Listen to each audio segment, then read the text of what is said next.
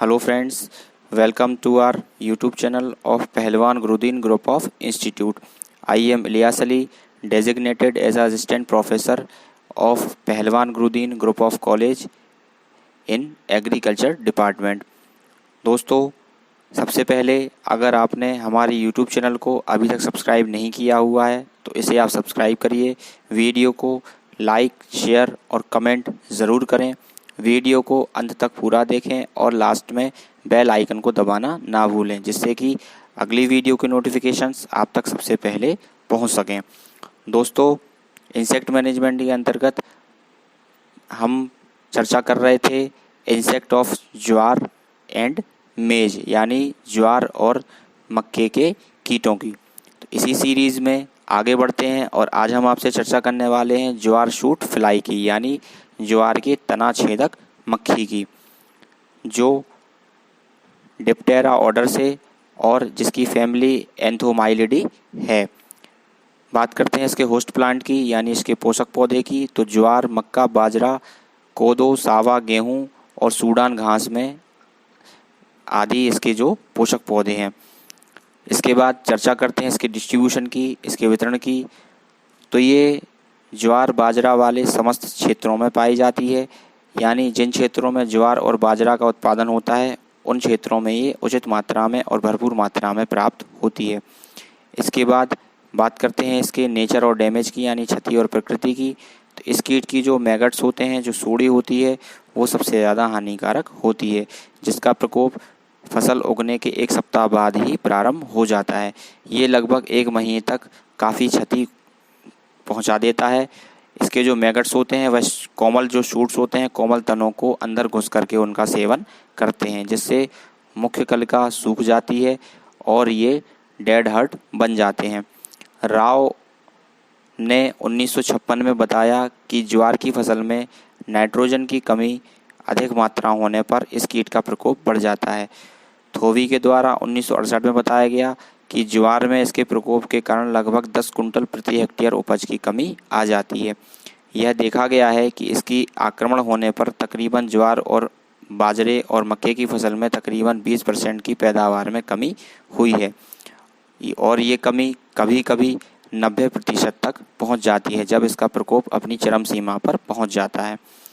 इसके बाद चर्चा करते हैं इसकी लाइफ हिस्ट्री, यानी इसके जीवन इतिहास की। तो इसके जीवन इतिहास में, इसके जीवन चक्र में 4 अवस्थाएं, जैसे कि एग, लार्वा, प्यूपा और एडल्ट, ये 4 अवस्थाएं हमें देखने को मिलती हैं।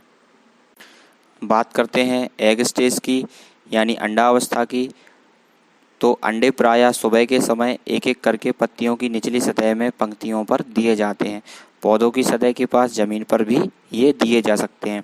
मादा मक्खी अपने जीवन काल में लगभग 12 से 14 अंडे, 1 से 2 अंडे प्रतिदिन के हिसाब से कुल 10 से 40 अंडे तक दे सकती है।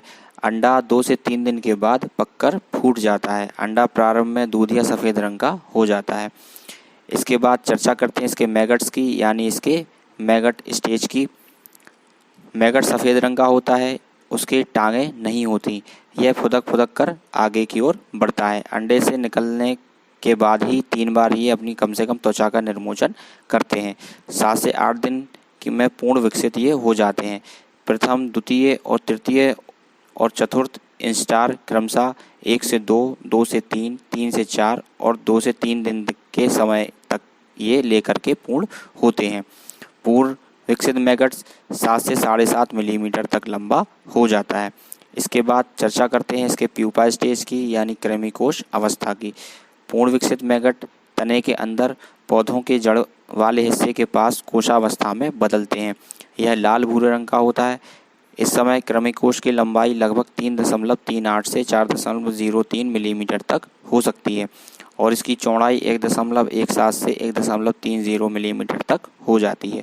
कोशावस्था 7 से 8 दिन में पूर्ण हो जाती है। इसके बाद ये एडल्ट में, यानी प्रौढ़ में चेंज हो जाते हैं। प्रौढ़ मक्खी छोटी काले रंग की होती है, जिसके शरीर की ऊपरी सतह पर काले धब्बे रंग के होते हैं। यह 4.4 से 5.2 मिलीमीटर तक लंबी हो जाती है। प्रौढ़ मक्खी प्रायः 1 से 2 सप्ताह तक जीवित रहती है। इसका संपूर्ण जीवन चक्र 18 से 22 दिनों में पूरा हो जाता है। इस वर्ष में कई पीढ़ियां इसकी देखने को हमें मिल सकती हैं। उत्तरी भारत में यह जाड़े के समय कृमिकोश अवस्था में शीत निष्क्रियता में रहता है। ऐसा देखा जाता है कि 30 डिग्री सेल्सियस तापक्रम और 60 से 90% आर्द्रता वाली वृद्धि के लिए बहुत अनुकूल होती है। इस तरह से अगर देखा जाए तो इन कीटों की जो कंप्लीट मेटामॉर्फोसिस होती है वो 14 से 25 दिनों की होती है। इस तरह से ये कई जनरेशन एक वर्ष में अपनी उत्पन्न कर सकते हैं। इसके बाद चर्चा करते हैं इसके कंट्रोल यानी इसके नियंत्रण की। तो बुआई के समय बीज दर 10 किलो प्रति हेक्टेयर से बढ़ाकर 12 किलो प्रति हेक्टेयर की दर से कर देना चाहिए। कीट ग्रसित पौधों को उखाड़कर नष्ट कर देना चाहिए। इसकी जो कीट प्रतिरोधी प्रजातियां जैसे कि IS 5566 और IS 5282 और IS 5613 आदि हमें वैरायटी को खेत में बोना चाहिए। इसके अलावा भी P37, IS 1151, IS 1776 और E303 आदि कुछ प्रजातियां हैं जिनका उपयोग हम इसकी प्रतिरोधी प्रजातियों के रूप में कर सकते हैं। इसके अलावा बीज को कार्बोफ्यूरान से उपचारित करके आधा किलो कार्बोफ्यूरान प्रति 10 किलो बीज की दर से हमें घोल बना करके मिश्रण बना करके उसमें उपचारित करना चाहिए। ट्रीटमेंट करने से इस कीट के प्रकोप से हमारी फसल को सुरक्षित किया जा सकता है। फसल बोते समय फोरेट ग्रेनूल की 7.5 से 10 किलो मात्रा प्रति हेक्टेयर की दर से कूड़ों में डाल देनी चाहिए। इसके अतिरिक्त क्लोरपाइरीफॉस, डाइमेथोएट आदि दवाओं को हम इसके कंट्रोल के लिए उपयोग कर सकते हैं।